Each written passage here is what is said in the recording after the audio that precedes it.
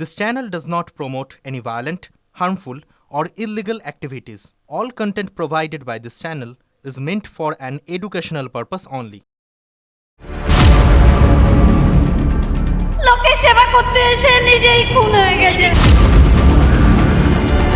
অর্ধনগ্ন অবস্থায় পড়ে আছে।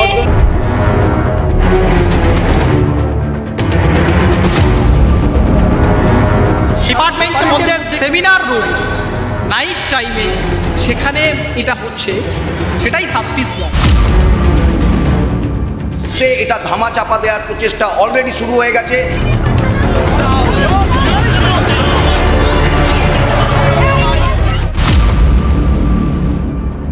ম্যাজিস্ট্রেট এনকোয়ারি হবে এই কেসে, পোস্টমর্টমটাও নিউট্রাল জায়গায় হবে, আন্ডার ভিডিওগ্রাফি। মন্ত্রী ফোন করেছিলেন, দায় মুখ্যমন্ত্রী মমতা বন্দ্যোপাধ্যায় আপনাকে নিতে হবে। আর একটা নতুন পালক যোগ হলো মমতা ব্যানার্জির মুখে। কি আইন শৃঙ্খলার পরিস্থিতি ছিল এবং সেটা কোথায় পৌঁছেছে? এই ঘটনার সিবিআই তদন্ত চাই। দুঃখজনক মৃত্যু নিয়ে আপনারা রাজনীতি করবেন না।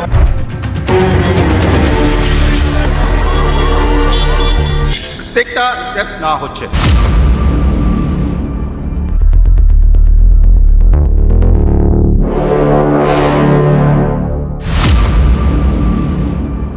পিতামাতা হওয়া এখনো কি স্বপ্ন? অ্যাপোলো ফার্টিলিটির সাথে আপনার পিতামাতা হওয়ার স্বপ্ন পূরণ করুন। বিনামূল্যে পরামর্শের জন্য কল করুন 9899410685। নমস্কার, TV9 বাংলায় আপনাদের সকলকে স্বাগত। আমি রুমেলা রয়েছি আপনাদের সঙ্গে। শুরু করছি হটস্পট। আজ সারা বাংলা যখন প্রয়াত প্রাক্তন মুখ্যমন্ত্রী বুদ্ধদেব ভট্টাচার্যকে বিদায় জানাতে ব্যস্ত, ঠিক সেই সময় এই শহর কলকাতায় ঘটে গেল এক ভয়ঙ্কর ঘটনা। অভিযোগ উঠল, এক ভয়ঙ্কর অভিযোগ। তাও কোথায় উঠল? আরজিকর মেডিকেল কলেজ হাসপাতালে। যা জানা যাচ্ছে, এক চিকিৎসক পড়ুয়ার দেহ মিলেছে, দেহ উদ্ধার হয় এবং এই ঘটনার নেপথ্যে রয়েছে ধর্ষণের মতো অভিযোগ, রয়েছে খুনের মতো অভিযোগ। যদিও পুলিশের তরফ থেকে দাবি করা হয়েছে যে না, এখনো পর্যন্ত এই ঘটনার তেমন কোনো প্রমাণ মেলেনি। পুরোটা স্পষ্ট হবে ময়না তদন্তের পর। কি ঘটেছিল এই আরজিকর হাসপাতালের চেস্ট মেডিসিনের সেমিনার হলে 4 তলায়? কি অবস্থায় পড়েছিলেন ওই পিজিটি দ্বিতীয় বর্ষের পড়ুয়া? আসুন আর জানাবো আপনাদের হটস্পট।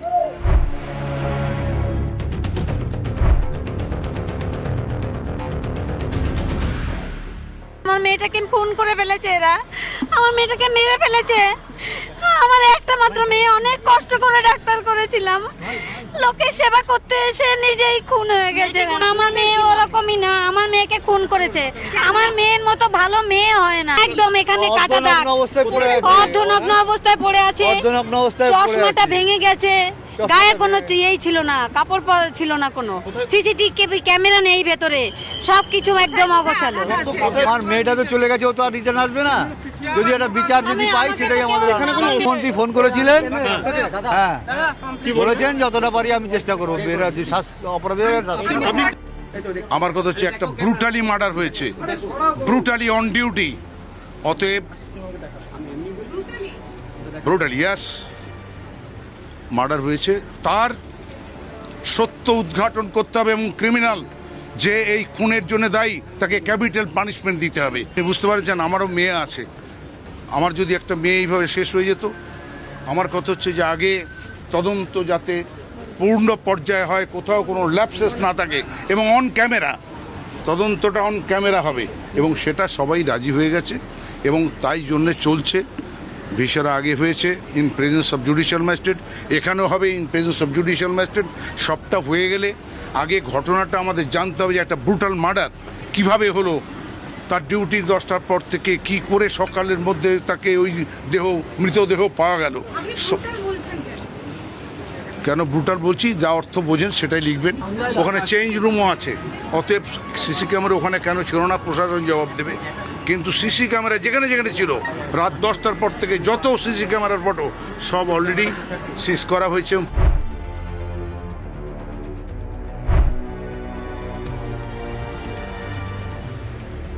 প্লেস অফ অকারেন্স মানে এই চেস্ট মেডিসিন যে বিভাগ, সার্জে সেন্টার, চেস্ট মেডিসিন যেখানে দায়িত্ব রয়েছে, এটা চেস্ট মেডিসিন বিভাগের ল। এবং আপনাদেরকে জানিয়ে রাখি, যেহেতু ক্যামেরা নিয়ে কোনো প্রবেশ করতে দেওয়া হয় না, অত্যন্ত গোপনীয় সচেতনতার সঙ্গে আমরা এই জায়গায় ঢোকার চেষ্টা করছি, কিন্তু সেমিনার হলের বাইরে এবং ভেতরে কড়া নিরাপত্তা ঘেরাটোপ, সেখানে পরিচয় গোপন করেও যাওয়া সম্ভব হয় না। পরিচয় গোপন করে যাওয়ার উদ্দেশ্য একটাই, যে সেখানে সত্যিই এই সিসিটিভি ক্যামেরা রয়েছে, যেখান থেকে যে ফুটেজ সংগ্রহ করে অন্ততপক্ষে তদন্ত সঠিকভাবে এগিয়ে নিয়ে যাওয়া সম্ভব। যে তথ্য আমরা পেয়েছি মধ্যে, যে সেমিনার হল যেখানে ওই দ্বিতীয় বর্ষের চিকিৎসক পড়ুয়াদের পড়েছিল, তার পাশে তার একটা ল্যাপটপ, একটা মোবাইল ফোন মিলেছে। কিন্তু কি ঘটনা এই নেপথ্যে, আর একটা হাসপাতাল ঠিক কি হলো আমি জানবো। আপনাদের কিছু মার্ক আছে, ঠোঁটে, গালে, গলায় কিছু মার্ক আছে। দেহচিত অবস্থায় ছিল, শোয়ান অবস্থায় ছিল। সেটা কি বেঞ্চে?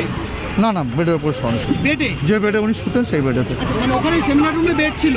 সেমিনার বেড বলতে নিচের ওপর, মানে প্ল্যাটফর্মের ওপর। গালে বা গলায় কিছুটা, আর কিছুটা ঠোঁটে মার্ক দেখা গেছে।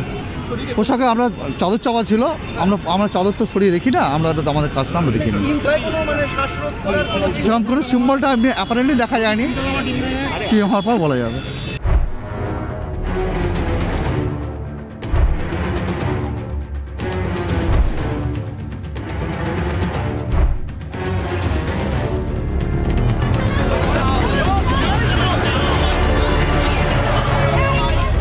আরজিকর হাসপাতালে দ্বিতীয় বর্ষের চিকিৎসক পড়ুয়ার মৃত্যুর ঘটনায় ইতিমধ্যেই কিন্তু রাজনৈতিক চাপানোটা শুরু হয়ে গিয়েছে এই রাজ্যে, এবং আমরা দেখতে পাচ্ছি এখানে বিজেপির তরফ থেকে প্রতিনিধি দল তারা বিক্ষোভ দেখাচ্ছেন। একটু তাদের সঙ্গে কথা বলার চেষ্টা করব যে কি চাইছেন। আপনি একজন মহিলা, একজন চিকিৎসক পড়ুয়া, তিনিও মহিলা, তার মৃত্যুর ঘটনা কি চাইছেন? আমরা চাইছি তার কেন হলো তার উত্তরটা চাইছি, কেন? হসপিটালে ডাক্তারের যদি নিরাপত্তা না থাকে তাহলে সাধারণ রোগীটা কোন ভরসায় এখানে চিকিৎসা করাতে আসবে? অনেক দূর দূরান্ত থেকে অনেক অসহায় মানুষ এখানে আসে। এখানে কোথায় প্রশাসন, কোথায় প্রশাসন? পশ্চিমবঙ্গের এটা হচ্ছে একটা খণ্ডচিত্র নয়, সমগ্র পশ্চিমবঙ্গের সমস্ত হাসপাতালগুলো গিয়ে দেখুন, সেখানে কুকুর বিড়াল শুধু নয়, সেখানে মদখোর, জুয়াখোর, মাতাল এবং দালাল রাজরা। রাজ্যের প্রধান বিরোধী দল আপনারা, এবার এই ঘটনাকে নিয়ে আপনারা কিভাবে ঝাঁপাবেন? আমরা দেখছি দীর্ঘদিন ধরে কোনো না কোনো হসপিটালে ডাক্তারদের উপর অত্যাচার হচ্ছে, সে জুনিয়র ডাক্তার হোক, সিনিয়র ডাক্তার হোক। প্রশাসন কি করছে? যেখানে ডাক্তাররা সুরক্ষিত নয়, সেখানে রুগীরা কি করে সুরক্ষিত হবে? তারই প্রতিবাদে আমরা রাস্তায় নেমেছি। এর জন্য আমরা বৃহত্তর আন্দোলনে যাব। এই রাজ্যের একজন মহিলা স্বাস্থ্যমন্ত্রী, একজন চিকিৎসক পড়ুয়া, তিনিও মহিলা, তার মৃত্যু শুনছিলাম কোনো সার্ভেলেন্স নেই নাকি এই হাসপাতালে? এখানে কোথাও নেই। কদিন আগে আপনি হয়েছেন, এ রাজ্যে কোনো মহিলার একমাত্র মুখ্যমন্ত্রীর নিরাপত্তা আছে, আর কারণ নিরাপত্তা নেই। সিবিআই তদন্ত চাই, সিবিআই তদন্ত চাই। এই সুপার একটা পাকা দুর্নীতিগ্রস্ত, একে বারবার শিক্ষা দপ্তরের বাইরে থাকা একজন মানুষ, ডাক্তার শ্যামা দাস, সে বারবার একে ফিরিয়ে এনেছে। এর দায়িত্ব স্বাস্থ্য দপ্তরকে নিতে হবে। একজন দুর্নীতিগ্রস্ত পয়সাখোর, শুধু অর্থনৈতিক কেলেঙ্কারিতে বারবার যুক্ত হয়েছে এমন সুপারকে বারবার এখানে ফিরিয়ে আনা হয়। কার স্বার্থে? এই যে তদন্ত কমিটি গঠন হয়েছে, আপনি সব ভার আমরা সিবিআই চাই। এবং আমরা দেখছিলাম, ভেতরেও গিয়েছি, সিসিটিভি দেখে নাকি তদন্ত হবে সেটা শোনা যাচ্ছিল, কিন্তু আমার চোখে পড়লো কোথাও কোনো সিসিটিভি নেই। থাকলেও সেগুলো এলাইভ কিনা দেখতে হবে। লজ্জা থাকা উচিত এই পুলিশের, আর পুলিশ বলছি। কিন্তু পুলিশের তৎপরতাও আমরা দেখতে পেলাম, ভীষণ তৎপরতা, সব লুকিয়ে দেওয়ার, সব লুকিয়ে দেওয়ার। সচিব নিজে এলেন। আসবেই তো, ধামাচাপা দিতে হবে, বড় করে ধামাচাপা। এই আরজিকর মেডিকেল কলেজে পড়ুয়া মৃত্যু এবং সেই ঘটনা যে শুধুমাত্র এই গণ্ডির মধ্যে সীমাবদ্ধ এখন তা নয়, আপনারা দেখতেই পাচ্ছেন এখানে বিক্ষোভ চলছে এবং তারা তদন্ত চাইছেন, সঠিক তদন্ত। আমাদের দেশে ঘর বাইরে এমন হসপিটালেও সুরক্ষিত নয় মহিলারা, এর দায় কার? প্রশ্ন তুলছেন তারা। কি চাইছেন আপনারা? অবিলম্বে যে দোষী তার 24 ঘন্টার মধ্যে তাকে শনাক্ত করা এবং তার যথাযথ শাস্তি দেওয়া। এটা কোনো প্রত্যন্ত গ্রাম নয়, কোনো ডেজার্টের এলাকা নয়, একদম কলকাতা শহরের একটা ব্যস্ততম হসপিটালের ব্যস্ততম ওয়ার্ডের মধ্যে একটাই এরকম খুন এবং ধর্ষণ হয়েছে। এই যে সেমিনার হল বা এই চারপাশে সিসিটিভি প্রোটেকশন রয়েছে, সিসিটিভি রয়েছে, সেখানে ক্যামেরা লাগানো। কিছু জায়গায় হয়তো আছে, কিন্তু থাকা সত্ত্বেও তো এরকম ঘটনা ঘটছে। মানে সেগুলো কি কোনো কাজ করে না আলটিমেটলি? এটাই তো আমাদের প্রশাসনের কাছে প্রশ্ন। মুখ্যমন্ত্রীকে বলতে চাই যে অবিলম্বে তার দায় স্বীকার করা উচিত এবং এই অধ্যক্ষকে এই দায় স্বীকার করে পদত্যাগ করা উচিত। একজন ডাক্তার, একজন মহিলা ডাক্তার, সে যেভাবে রেপড হলো, তাহলে সেখানে সিকিউরিটি কোথায়? কোথায় আমি একজন নার্স হয়ে একজন পেশেন্টকে ট্রিটমেন্ট দেব? আমার সিকিউরিটি কোথায়? যেই প্রশ্ন এখানে তারা জড়ো হয়ে তুলছেন তা হলো একমাত্র নিরাপত্তা। ডাক্তারদের, নার্সদের নিরাপত্তা এই হাসপাতালের চৌহদ্দির মধ্যে কোথায়? আমি একজন সিস্টার ইনচার্জ, আমি এই জন্য বলে চাই যে কোনো নার্স, কোনো ডাক্তার, কোনো স্বাস্থ্যকর্মী, রুগীর বাড়ির লোক কেউ নিরাপদ নয়। নিরাপদ তাহলে কে? নিরাপদ আমাদের পশ্চিমবঙ্গের গুটি কতক পরিবার। অনেকেই অভিযোগ করছেন এই আরজিকর হাসপাতালের ভেতরে নাকি মদ্যপ যুবকরা ঢুকে যায়, যখন তখন যাত্রার আনাগোনা থাকে, কোনো নজরদারি নেই। না, নিরাপত্তা যদি থাকে তাহলে এই ঘটনা ঘটতে পারে। এটা তো আমাদের প্রতিটা হাসপাতালে আমাদের এই অভিজ্ঞতা। কে আসছে, কে যাচ্ছে, কি হচ্ছে আমরা কিছুই জানি কোনো সার্ভিলেন্স নেই কেন? নেই, কারণ আমাদের জীবন নিয়ে কেউ মাথা ব্যথা নেই। খুন, আত্মহত্যা, ধর্ষণ, বিভিন্ন তথ্য উঠে আসছে, অভিযোগ অনেক, কিন্তু যে ঘটনা ঘটেছে এক পড়ুয়ার মৃত্যুর ঘটনা। কিভাবে হাসপাতালের মধ্যে সেই ঘটনা ঘটতে পারে? পকেট করে অনেকগুলো জায়গায় বিক্ষোভ চলছে, এখানেও বিক্ষোভ চলছে। আপনাদের দাবিটা কি? কি চাইছেন আপনারা এই মুহূর্তে? আমরা চাই যে এর মানে যে মূল দোষী তার সে শাস্তি পাক এবং খুব ভালোভাবে সবার সপক্ষে তদন্তটা হোক, এটাই আমরা চাই। তদন্ত যেন ভালোভাবে সবাই সাথে থাকুন, কিন্তু রাজনীতির পতাকাটা দূরে রাখুন। আমরা রাজনীতি করিনি, রাজনীতির রং ঢোকাবেন না, রাজনীতির রং কেউ ঢোকাবেন না এখানে।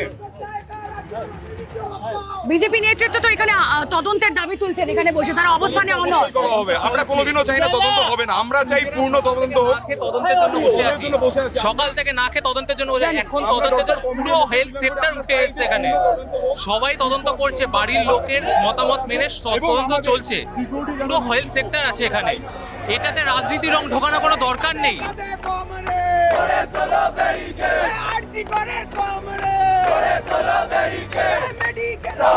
আচ্ছা, ওনারা এখানে বলছেন কোনো রাজনীতির রং আপনারা লাগাতে না, কোনো রাজনীতির রং লাগাতে না করছেন ওনারা। আমাদের একটাই প্রশ্ন, ওরা যে খুনকে সুইসাইড বলে চালানোর চেষ্টা করছে, কি কাদের সাথে তারা ধামাচাপা দেওয়ার চেষ্টা করছে? এবং তারা তো ছাত্রছাত্রী, তারাও তো চিকিৎসক, তারাই বা কোন রাজনৈতিক দলের স্বার্থে এই খুনের ঘটনাটাকে সুইসাইড বলে দায় এড়ানোর চেষ্টা করছে? আমরাও জানতে চাই। একজন চিকিৎসকের যদি এইভাবে রেপ এবং মার্ডার করা হয় অন কল থাকার টাইম, তাহলে না, সেটা তো এখনো পর্যন্ত তদন্ত সাপেক্ষ, কিন্তু সেই সময় যারা আমাদের বন্ধুরা যারা আর্জি করে আছে এবং যারা সেই সময় দেখেছে তার বডিটা, সেখান থেকে এরকমই একটা ধারণা করা হচ্ছে যে এটা একটা সন্দেহজনক মৃত্যু এবং সাধারণ মৃত্যু হতে পারে। আপনাদের কথা শুনে মনে হচ্ছে কোথাও আপনারা তদন্তের উপর ভরসা করতে পারছেন না, বা যে তদন্ত কমিটি তৈরি হয়েছে তার উপর আপনারা ভরসা করতে পারছেন না। Is it so? একদমই ঠিক, যে তদন্ত যেভাবে এর আগে এই কলেজে যেভাবে আমাদের আশ্বাস দেওয়া হচ্ছে, সেই তদন্ত কতটা যে নিরপেক্ষ বাট যেভাবে চিকিৎসক কমিউনিটির উপরে একটার পর একটা অ্যাটাক নেমে আসে, তাহলে চিকিৎসকদের সেই এনজিওটি দাবিতে আমরা মেডিকেল কলেজের সমস্ত ডাক্তাররা এখানে একত্রিত হয়েছি। আমরা কোনো রাজনৈতিক দলের পক্ষ থেকে নেই, আমাদের কোনো রাজনৈতিক ফুল ম্যাজিস্ট্রেট ইনকোয়ারি হবে এই কেসে, হ্যাঁ, আর এটা পোস্টমর্টমটাও নিউট্রাল জায়গায় হবে, আন্ডার ভিডিওগ্রাফি, আর একটা তিন মেম্বারের কমিটি হবে, ওরাই পোস্টমর্টম করবে। ঠিক আছে, এটা একদম নিউট্রাল ইনভেস্টিগেশন হবে, and we also want whatever the truth is, it should come out. আরজিকরের চিকিৎসক পড়ুয়ার রহস্যজনক মৃত্যু, এবং দাবি উঠেছিল একটাই, যে ম্যাজিস্ট্রেটের উপস্থিতিতে যেন পোস্টমর্টম হয়। এই মুহূর্তে দাঁড়িয়ে রয়েছি আরজিকর মেডিকেল কলেজের মর্গের সামনে। কিছুক্ষণ আগেই ওই পড়ুয়ার বাবা এবং মা তারা প্রবেশ করেছেন সেখানে। অবশ্যই এই ময়নাতদন্তের রিপোর্টের দিকেই নজর রয়েছে সকলের, কারণ প্রত্যেকেই একটা দাবি করছেন, যে ঘটনায় ঘটে থাকুক না কেন, এই মৃত্যুর নেপথ্যে, রহস্য মৃত্যুর নেপথ্যে যে কারণেই থাকুক না কেন, রহস্যের সমাধান যেন হয়, তদন্ত যেন সঠিক পথে হয়। নজর রয়েছে সবার সেদিকে। ওনার ডেথ হয়েছে, ইনভেস্টিগেশন আমরা করছি, আর যা সম্ভব প্রয়োজন প্রত্যেকটা স্টেপস না হচ্ছে।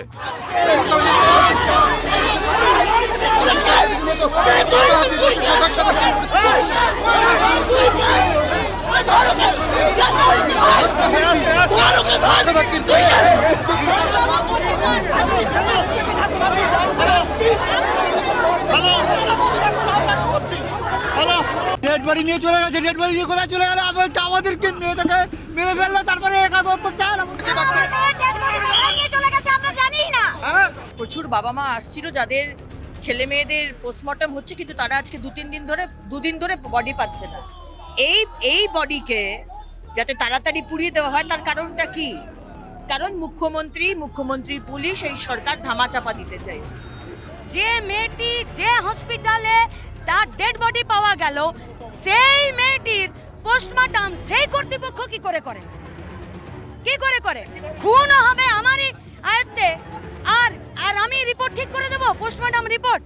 এবং নিরপেক্ষভাবে ময়নাতদন্ত হয়েছে এবং ময়নাতদন্তে যে চিহ্ন পাওয়া গেছে, নিশ্চিত করে থাকুন আমাদের প্রশাসন স্বচ্ছ, তৎপর, দক্ষ, নিরপেক্ষ এবং এক্ষেত্রেও নিরপেক্ষভাবে দ্রুততার সাথে তদন্ত করবে।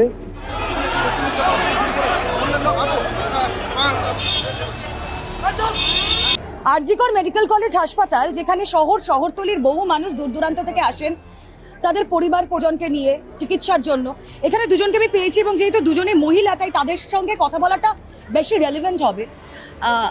একজন চিকিৎসক পড়ুয়ার মৃত্যু হয়েছে, মৃত্যুর কি কারণ তা এখনো পর্যন্ত জানা যায়নি, কিন্তু একজন মহিলা চিকিৎসক পড়ুয়ার মৃত্যু হয়েছে এবং তার দেহ উদ্ধার হয়েছে এই বিল্ডিং থেকে। হাসপাতালের নিরাপত্তা নিয়ে প্রশ্ন উঠছেন। আপনারা মহিলাই হাসপাতালে এসছেন চিকিৎসা নিজেদের করাতে বা পরিবারের জন্য, নিরাপদ বোধ করছেন? একদমই না। এরকম হলে কেই বা নিরাপত্তা করবে বলুন? এটা নিশ্চয় আমাদেরও ভয় হচ্ছে যে কোনো সময় আমাদেরও তো কিছু হতেই পারে।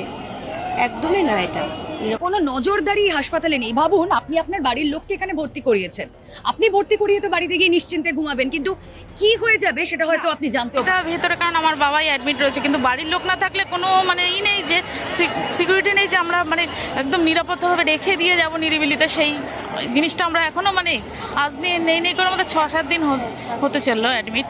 কেউ না কেউ থাকতেই হচ্ছে, তবে একটা নিশ্চিন্ত যে না পেশেন্ট রেখে গেছি। হ্যাঁ, আপনারাও তো দেখতে পাচ্ছেন যে এখানে সত্যি কোনো নজরদারি নেই। সেটা তো আছেই, যেই পেশেন্টের হয়তো আমার বাবাকে কেয়ার নিয়ে হয়তো আমরা রয়েছি, কেউ না কেউ রয়েছে। সব পেশেন্টের তো সমান নয়, হয়তো কারোর বাড়ির লোক সেভাবে নেই, তার কেয়ার সেভাবে হচ্ছে না, পেশেন্ট আর সে কী করবে? ঠিক এমনই এক অগস্ট মাস গত বছর, খুব ভুল না করলে দিনটাও হয়তো এই একই, তা দেখিয়েছিল এক স্বপ্ন মৃত্যুর ঘটনা। কেঁপে উঠেছিল গোটা রাজ্য, শোরগোল পড়ে গিয়েছিল জাতীয় রাজনীতিতেও। সকলেই তা নিয়ে সরব হয়েছিলেন। আপনাদের মনে আছে নিশ্চয়ই যাদবপুর বিশ্ববিদ্যালয়ের ঘটনা। আর তারপর আরজিকর মেডিকেল কলেজ, সেখানে এক চিকিৎসক পড়ুয়ার মৃত্যু। নেপথ্যে ঠিক কি তা এখনো পর্যন্ত তদন্ত সাপেক্ষ। পোস্টমর্টমের পরই গোটা বিষয়টা সামনে আসবে।